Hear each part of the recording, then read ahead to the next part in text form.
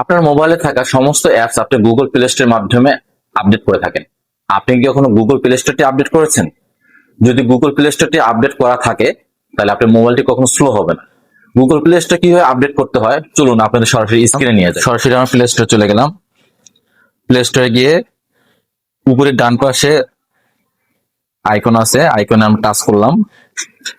আইকনে টাচ করার পর আমরা একটু নিচের দিকে আসবো, নিচের দিকে সেটিং আছে, সেটিং এ টাচ করলাম। সেটিং এ টাচ করার পর পরবর্তী পেজে অ্যাবাউটে টাচ করব।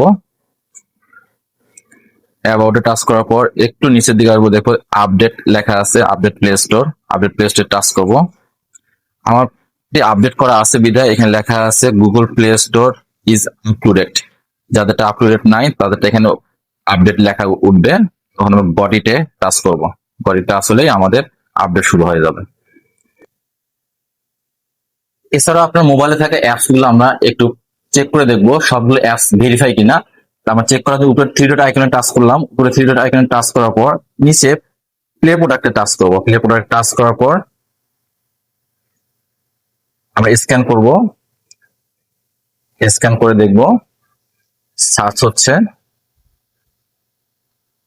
নো হার্মফুল অ্যাপস, তৃতীয় পক্ষের কোনো অ্যাপস নাই এখানে। এইভাবে আমরা ভেরিফাই কমপ্লিট করব। এইরকম আরো অনেক প্রয়োজনীয় ভিডিও পেতে আপনারা আমার পেজটি ফলো দিয়ে রাখুন। ধন্যবাদ।